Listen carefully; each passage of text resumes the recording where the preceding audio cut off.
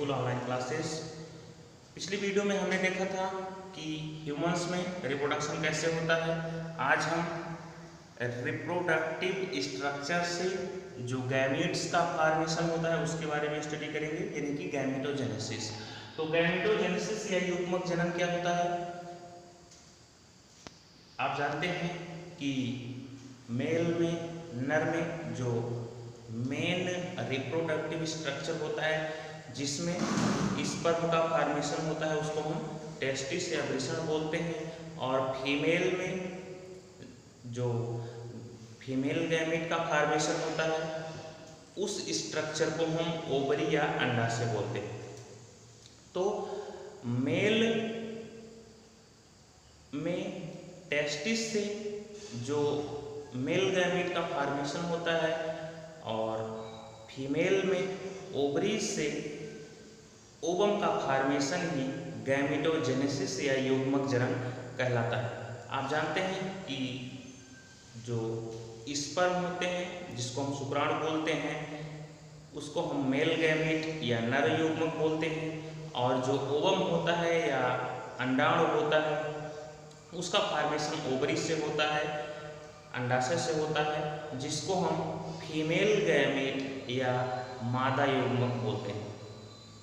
तो आइए यहाँ पर हम देखते हैं गैमेटोजेनेसिस में सबसे पहले कि मेल में, नर में या पुरुष में कैसे गैमेट्स का फॉर्मेशन होता है।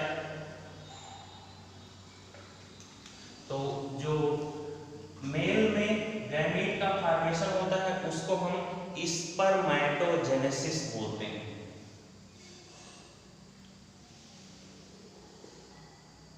स्पर्मैटोजेनेसिस। तो स्पर्मैटोजेनेसिस क्या है? टेस्टिस से स्पर्म का फॉर्मेशन ही स्पर्मैटोजेनेसिस कहलाता है।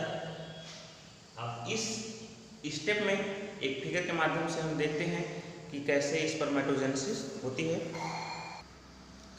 तो यहाँ पर आप देखेंगे कि जो स्पर्मैटोजेनेसिस प्रोसेस है वो टेस्टिस के सेमिनिफेरस ट्यूब्यूल्स में होती है।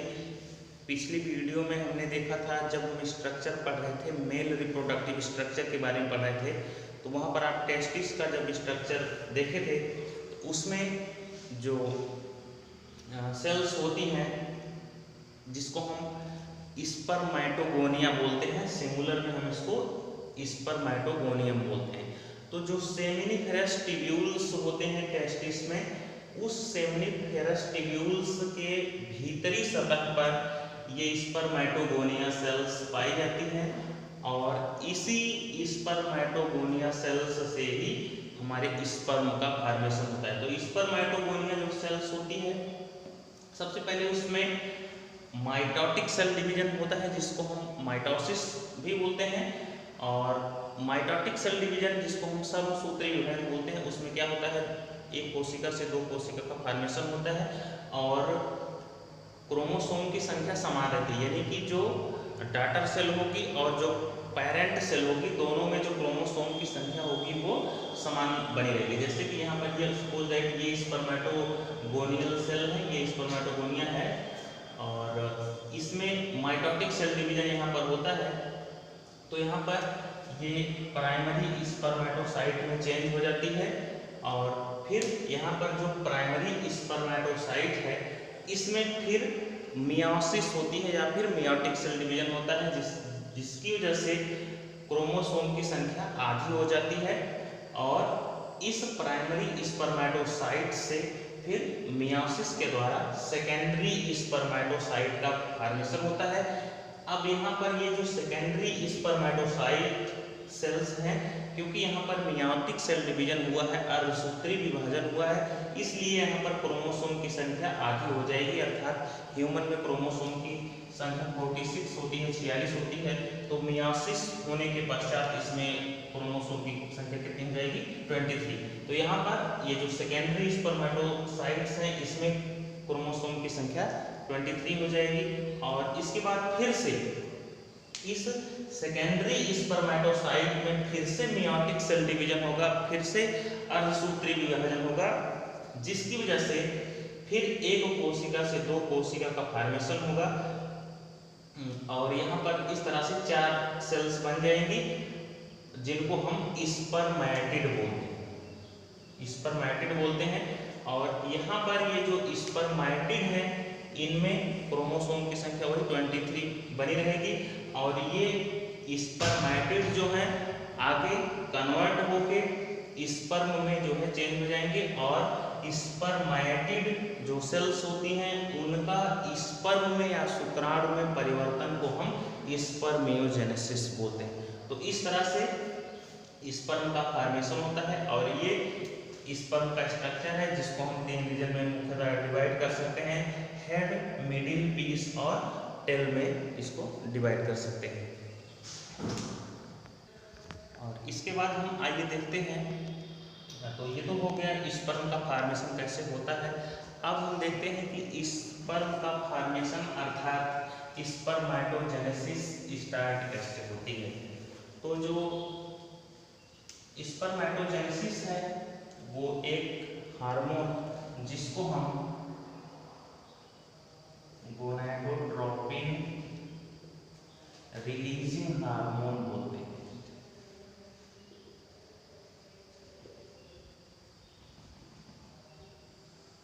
ये जो हार्मोन है gonadotropin releasing hormone, short form में हम इसको GnRH कहते हैं। ये हार्मोन जब सिक्रीट होता है, जब निकलता है, तो ये हार्मोन जो हमारी पिट्यूटरी ग्लैंड है जो यहाँ पर स्थित होती है हेड में, पिट्यूटरी ग्लैंड को ये एक्टिवेट कर देता है। कौन एक्टिवेट करता है? Gonadotropin releasing hormone. अब ये गोनाडोट्रोपिन रिलीजिंग हार्मोन हमारी पिट्यूटरी ग्लैंड को एक्टिवेट करेगा, जिसकी वजह से एंड्रोजेंस हार्मोन जो होते हैं, जिसमें से 2 हार्मोन मुख्य रूप से, तो यहाँ पर जो गोनाडोट्रोपिन रिलीजिंग हार्मोन है वो क्या करेगा? पिट्यूटरी ग्लैंड को स्टिमुलेट करेगा, प्रेरित करेगा। स्टिमुलेट पिट्यूटरी ग्लैंड को एक्टिवेट करेगा, उसको प्रेरित करेगा। किस लिए प्रेरित करेगा?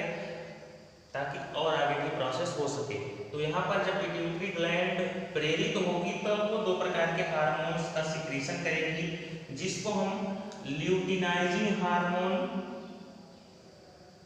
LH, ल्यूटिन शॉर्ट फॉर्म में इसको LH बोलते हैं, ल्यूटिनाइजिंग हार्मोन और फॉलिकल स्टिमुलेटिंग हार्मोन जिसको हम FSH शॉर्ट फॉर्म में बोलते हैं। ये 2 हार्मोन सिक्रीट करेगी कौन? Pituitary gland. अब यहाँ पर 2 हार्मोन निकलेंगे जिसमें से पहला है ल्यूटिनाइजिंग हार्मोन। ल्यूटिनाइजिंग हार्मोन का काम होता है, ये एंड्रोजन हार्मोन्स जो होते हैं, जो पुरुष हार्मोन्स होते हैं, जिसकी वजह से स्पर्म का फॉर्मेशन होता है और तमाम जो पुरुष के लक्षण होते हैं, दाढ़ी मूछ वगैरह, इनका सिक्रीशन ये जो लीडिंग सेल्स होती हैं उनके द्वारा ये किया जाता है। तो यहाँ पर 2 हार्मोन, एक ल्यूटिनाइजिंग हार्मोन जो एंड्रोजन हार्मोन्स, टेस्टिस से एंड्रोजन हार्मोन्स के सिक्रीशन को, उत्सर्जन को प्रेरित करता है, जिससे जो टेस्टिस की लीडिंग सेल्स हैं वो एंड्रोजन हार्मोन का सिक्रीशन करना चालू कर देती हैं। और दूसरा जो हार्मोन है फॉलिकल स्टिमुलेटिंग हार्मोन, इसका काम होता है कि कुछ ये फैक्टर रिलीज करता है, कुछ कारक उत्पन्न करता है या कारक निकालता है जो कि स्पर्मेटोजेनेसिस प्रक्रिया को आसान बनाते हैं। तो यहाँ पर हम एकदम आसान भाषा में इसको समझ सकते हैं कि सबसे पहले प्रोसेस कहाँ से स्टार्ट होगी। सबसे पहले प्रोसेस स्टार्ट होगी हमारे टेस्टिस से। उसमें जो स्पर्मेटोगोनिया सेल्स हैं उनमें माइटोटिक सेल डिवीजन होगा। उसके बाद प्राइमरी स्पर्मेटोसाइट में वो चेंज हो जाएगी। फिर प्राइमरी स्पर्मेटोसाइट में मियोसिस होगी, अर्धसूत्री विभाजन होगा, जिससे जो प्राइमरी स्पर्मेटोसाइट है वो सेकेंडरी स्पर्मेटोसाइट में चेंज हो जाएगी और फिर से सेकेंडरी स्पर्मेटोसाइट दोबारा से अर्धसूत्री विभाजन द्वारा विभाजित होगी, जिससे 4 स्पर्मेटिड बनेंगे और यही स्पर्मेटिड फिर शुक्राणु में परिवर्तित हो जाएंगे, स्पर्म में परिवर्तित हो जाएंगे और इन स्पर्मेटिड के स्पर्म में परिवर्तित होने की प्रक्रिया को हम स्पर्मियोजेनेसिस बोलते हैं। तो ये तो हो गई स्पर्मेटोजेनेसिस की प्रोसेस। ठीक इसके पहले क्या होता है, ये प्रोसेस स्टार्ट होने से पहले क्या होता है कि जो गोनाडोट्रोपिन रिलीजिंग हार्मोन है वो सीक्रेट होता है, वो निकलता है और वो पिट्यूटरी ग्लैंड को स्टिमुलेट करता है, प्रेरित करता है। इसलिए प्रेरित करता है ताकि जो पिट्यूटरी ग्लैंड है वो 2 प्रकार के हार्मोन का जो है श्रवण कर सके।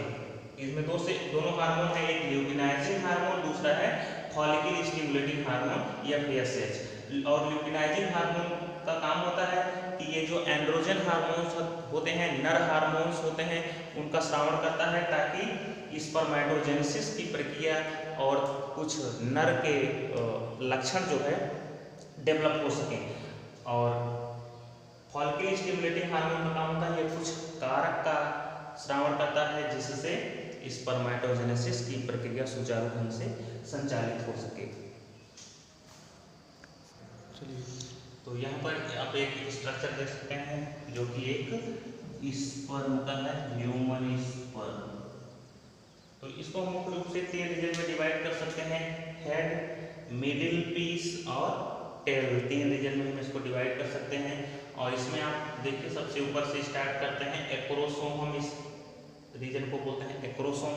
एक्रोसोम का काम होता है कि फर्टिलाइजेशन में जो एग होता है उस एग में इंटर करने के लिए, प्रवेश करने के लिए ये जो एक्रोसोम होता है कुछ इसमें एंजाइम्स होते हैं, जिन एंजाइम्स की सहायता से ये जो एग या ओवम या फिर हम इसको अंडाणु बोलते हैं, उसकी जो दीवार होती है, उसकी जो भित्ति होती है, उसको भेद कर अंदर ओवम के न्यूक्लियस तक इसमें जो कंटेंट होते हैं, इसमें जो DNA होता है, न्यूक्लिक एसिड होता है, वो प्रवेश कर सके। अर्थात एक्रोसोम का सीधा सा हम कह सकते हैं काम क्या होता है, अंडाणु की दीवार को भेद कर उसके अंदर प्रवेश करने का काम होता है। तो ये अंडाणु की जो दीवार होती है उसको भेदने का काम करता है एक्रोसोम। उसके बाद हम नेक्स्ट रीजन देखते हैं हेड रीजन। हेड रीजन में मुख्य रूप से एक न्यूक्लियस होता है। न्यूक्लियस केंद्र जिसको हम बोलते हैं, इस न्यूक्लियस में जेनेटिक मटेरियल होता है, आनुवांशिक पदार्थ, DNA, RNA। और जब ये एक्रोसोम ओवम की अंडाणु की इस दीवार को भेद कर अंदर प्रवेश करता है तो ये जो इसमें न्यूक्लियस में जो भी न्यूक्लिक एसिड होता है, जेनेटिक मटेरियल होता है, वो ट्रांसफर कर दिया जाता है इस ओवम में, अंडाणु में। और इसमें प्रवेश करने के पश्चात जो इसमें न्यूक्लियस होगा, ओवम का जो न्यूक्लियस होगा, उसके न्यूक्लियस के साथ ये जुड़ जाएगा, फ्यूज कर जाएगा और तब निषेचन की प्रक्रिया जो है वो संचालित हो जाती है। उसके बाद नेक्स्ट रीजन है मिडिल पीस। इस मिडिल पीस रीजन में एक माइटोकॉन्ड्रिया होते हैं। माइटोकॉन्ड्रिया का काम होता है, आप जानते हैं, एनर्जी प्रोड्यूस करना, ऊर्जा प्रदान करना। और ये जो एनर्जी प्रोड्यूस करते हैं माइटोकॉन्ड्रिया, ये टेल द्वारा यूज, पूंछ ये जो होती है, इस टेल के मूवमेंट के लिए, गति के लिए एनर्जी इसी माइटोकॉन्ड्रिया से मिलती है। अर्थात ये जो पूंछ होती है, टेल होती है, ये इसके लोकोमोशन में काम करती है, ट्रेवलिंग में काम करती है। और इस टेल को हिलने डुलने के लिए एनर्जी चाहिए होती है, जो एनर्जी कहाँ से मिलती है, माइटोकॉन्ड्रिया से मिलती है। सामान्य रूप से लगभग 200 से 300 मिलियन, 200 to 300 मिलियन स्पर्म जो है एक बार में इजैकुलेशन होने पर 200 से 300 मिलियन स्पर्म बाहर आते हैं। और 200 से 300 मिलियन जो स्पर्म एक इजैकुलेशन में बाहर आते हैं, उसमें से लगभग इनका 60% जितने भी स्पर्म निकलते हैं एक बार में, उसका लगभग 60% स्पर्म नॉर्मल शेप और साइज में होने चाहिए, उनका आकार और आकृति दोनों नॉर्मल होनी चाहिए, यानी कि उनका आकार ना तो टेढ़ा होना चाहिए ना बहुत पतला होना चाहिए, यानी कि उसमें कोई कमी नहीं होनी चाहिए। 60% जो स्पर्म होते हैं। अब इस 60% में जितने भी स्पर्म बचे, अब उनमें से लगभग 40% स्पर्म ऐसे होने चाहिए जिनमें गति करने की क्षमता बहुत अच्छी हो, ताकि वो ओवम तक पहुंच सकें और फर्टिलाइजेशन की प्रक्रिया को संचालित कर सकें। तो हम कह सकते हैं नॉर्मली अगर 60% से कम स्पर्म नॉर्मल शेप साइज में हैं और उनमें से अगर उस 60% का अगर हम फिर 40% निकालें, अगर फिर वो 40% जो बचते हैं वो स्पर्म अगर उनमें लोकोमोशन की क्षमता सही से नहीं है, वो गति नहीं कर सकते सही से, तो फर्टिलाइजेशन की प्रक्रिया सही ढंग से संचालित नहीं हो सकती है। तो ये तो प्रक्रिया थी स्पर्मेटोजेनेसिस की। आइए अब देखते हैं oogenesis की प्रक्रिया। नेक्स्ट है हमारा oogenesis, जिसको हम अंडजनन बोलते हैं। तो oogenesis क्या है? मैच्योर ओवम का फॉर्मेशन ही oogenesis कहलाता है। तो और ये जो oogenesis की प्रोसेस है ओवरीज में कंप्लीट होती है। अभी आपने देखा कि जो मेल गैमेट्स होते हैं, स्पर्म होते हैं, उनका प्रोडक्शन टेस्टिस में होता है, लेकिन यहाँ पर जो oogenesis की प्रोसेस है ये फीमेल के ओवरीज में कंप्लीट होती है। और स्पर्मेटोजेनेसिस के विपरीत ये जो oogenesis की प्रोसेस है ये थोड़ा डिफरेंट है स्पर्मेटोजेनेसिस की। एक इंटरेस्टिंग चीज यहाँ पर आप ध्यान देंगे कि जो ओवम का फॉर्मेशन होता है वो एम्ब्रियोनिक डेवलपमेंट में हो जाता है। अर्थात अगर कोई बच्ची है, कोई फीमेल है, जब वो गर्भ में पल रही होती है उसी दौरान जब उसका एम्ब्रियोनिक डेवलपमेंट होता है उसी दौरान उसके ओवरीज में लगभग 60 to 80,000 60 से 80,000 ओवम एक ओवरी में बन जाते हैं। अर्थात अगर आपसे कोई क्वेश्चन करता है कि जो अंडाणु होते हैं उनका फॉर्मेशन कब होता है ओवरी में, तो आपका आंसर होगा कि जो ओवम का फॉर्मेशन होता है वो एम्ब्रियोनिक डेवलपमेंट के दौरान होता है, लेकिन उनका जो उत्सर्जन होता है, उनका जो निष्कासन होता है वो मैच्योरिटी आने पर होता है। और मैच्योरिटी कब आती है? जब उनमें मेंस्ट्रुअल साइकिल स्टार्ट हो जाती है।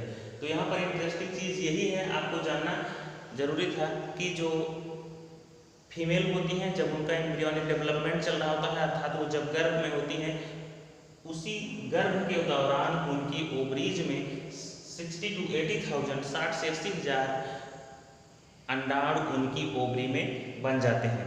और ये जो अंडाणु बने होते हैं, इतनी ये प्रोसेस जो है एम्ब्रियोनिक डेवलपमेंट के दौरान होती है। उसके बाद उनमें मैच्योरिटी आती है, मेंस्ट्रुअल साइकिल स्टार्ट होता है, तब ये जो अंडाणु बन चुके होते हैं जिसको हम प्राइमरी oocyte बोल सकते हैं, प्राइमरी oocyte, यहाँ तक की जो प्राइमरी oocyte तक की प्रोसेस है ये एम्ब्रियोनिक डेवलपमेंट के दौरान होती है, और ये जो आगे की प्रोसेस है ये मैच्योरिटी परिपक्वता आने के बाद होती है। तो यहाँ पर जो प्राइमरी oocytes हैं इनका डेवलपमेंट आगे मैच्योरिटी आने पर, जब मेंस्ट्रुअल साइकिल स्टार्ट होती है तब उसके दौरान होता है। तो यहाँ पर हम एग्जांपल लेते हैं, कोई एक सेल है जिसको हम oogonia बोलते हैं, इसमें माइटोसिस होगी और इस तरह से उसमें ये प्राइमरी स्पर्मेटोसाइट में कन्वर्ट हो जाएगी।